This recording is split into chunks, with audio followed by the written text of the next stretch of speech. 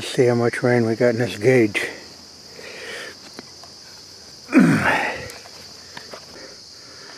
That's 1.5 inches since Sunday.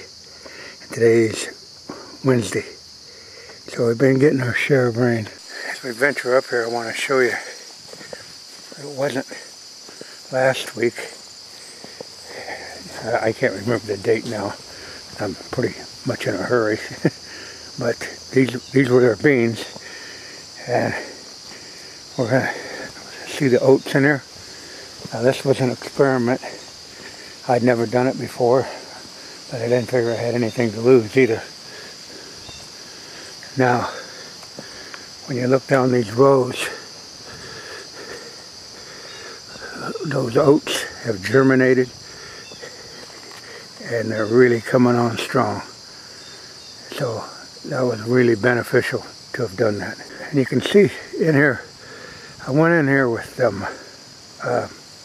Tultine tubers off camera because I had some left, and you can see they're growing up in those rows too. So this is a double crop.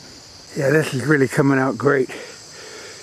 We got oats, we got Tultine tubers, and we got soybeans all in one crop. So maybe we all could learn something from this. We don't have to go ahead and cultivate our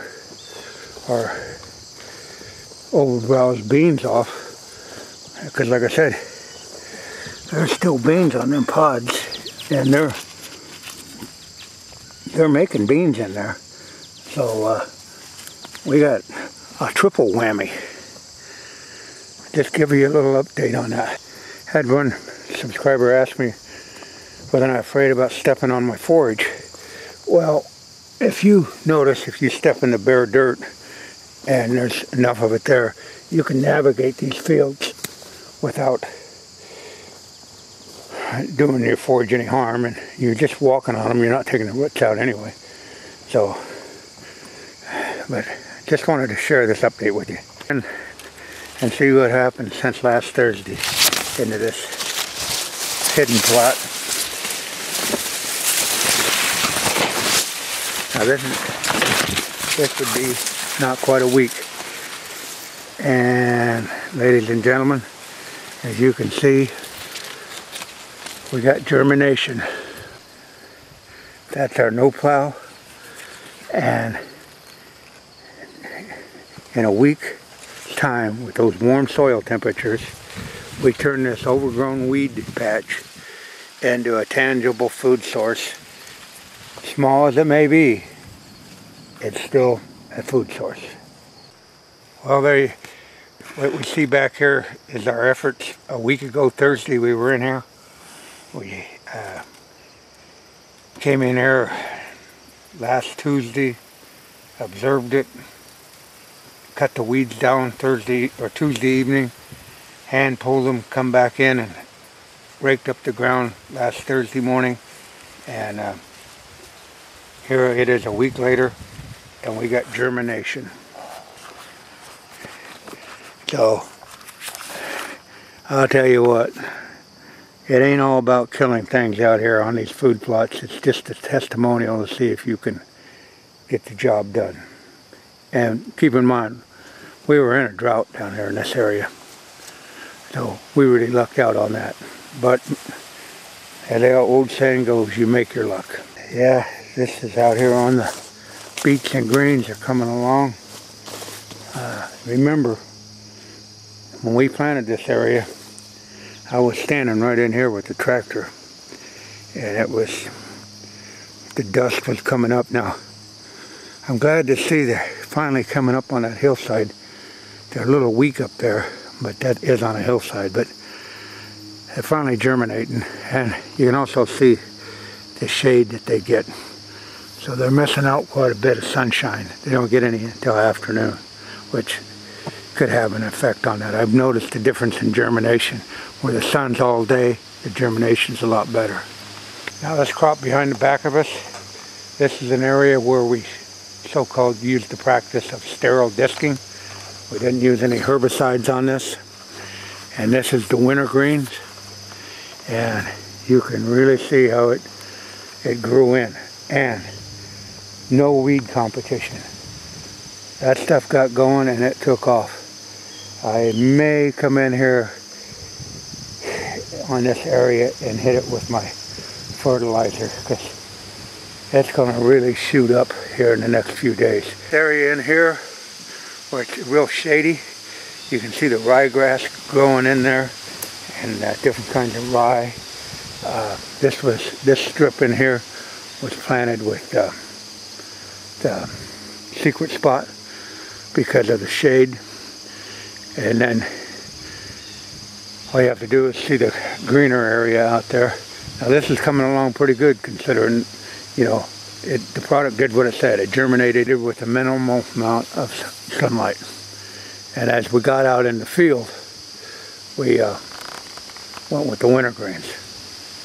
Here's another culprit right here.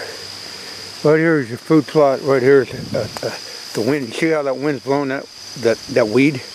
Blow that weed seed right out onto that field. So there's where your natural seed bank comes from.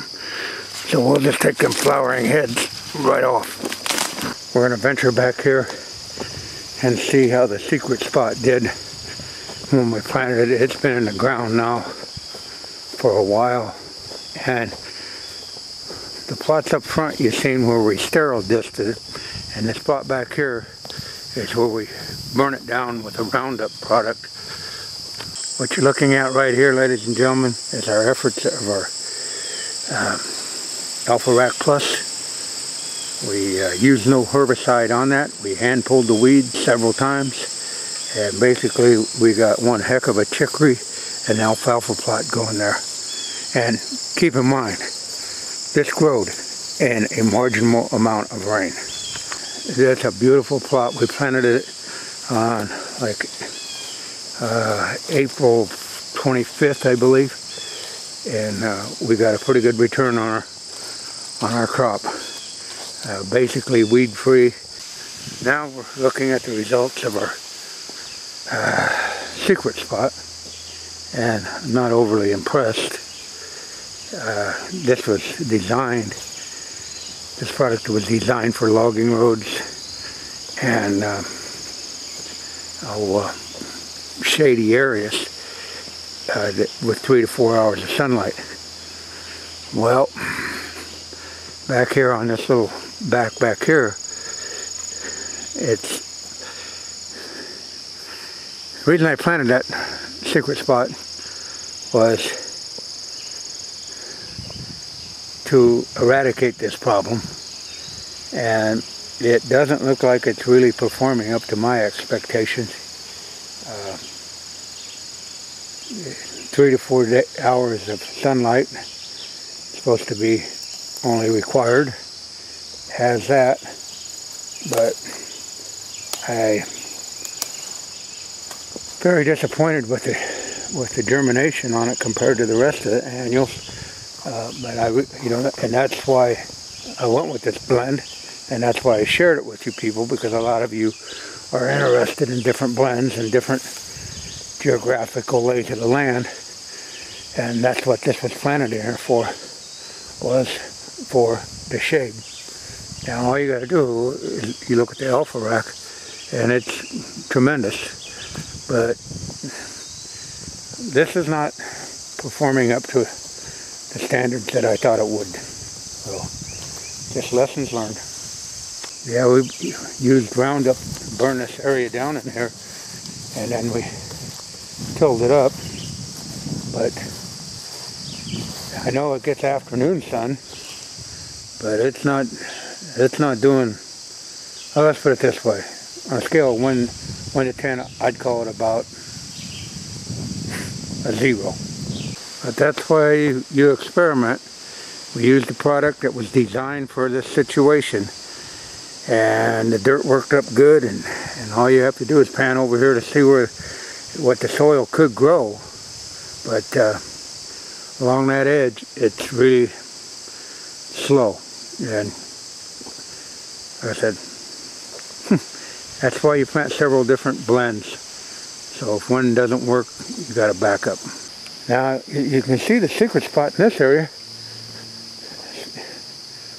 is germinating, but back there in the back it's lagging behind. It doesn't have any rye.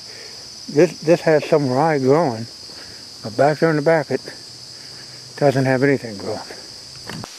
Yeah, behind me is a little spot that we burnt down with Roundup, and we left it sit for a couple weeks, and we planted this with tall tine tubers, and boy did it germinate well, and it's in the shade too. So really got me concerned about that secret spot. You can see this sits in the shade quite a while. You get some afternoon, the canopy is gone up there, but this is doing a lot better than what that secret spot did, and this wasn't really designed for that. Well, in this world of ours, there's pros and cons, and you've seen the pros. Our germination on most of our plots was really good here since the 5th, and you also seen the lagging results of the secret spot. Like I said, it was recommended to grow in those conditions, and so far it's been a dud. But like I advocate, that's why you go with several different blends and experiment, and that secret spot was designed for those areas. But we still got time, but it sure doesn't seem like it's going to cut the mustard. So that's it.